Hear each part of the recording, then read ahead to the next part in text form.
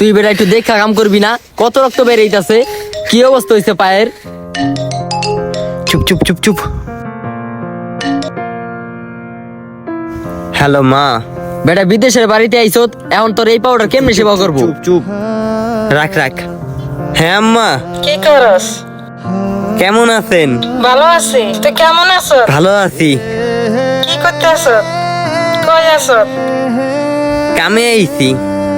কাম করতে আছো? কাম করতে আছি। তোর শরীর ভালো নেই? হ্যাঁ, শরীর সুস্থ, সব ভালো আছে। তোর ভাইয়ের বিকাশে 5,000 টাকা পাঠাইস। আচ্ছা ঠিক আছে, টাকা পাঠামুনি। 5,000 পাঠাই লইব? ওইব। আচ্ছা, বড় ভাইয়ের বিকাশে পাঠামুনি। ঠিক আছে। তোর শরীর সুস্থ? হ্যাঁ, আমি ভালো আছি, সুস্থ আছি। আল্লাহ হাফেজ। হ্যাঁ, কাজ করবো এখন। আচ্ছা। ভাই,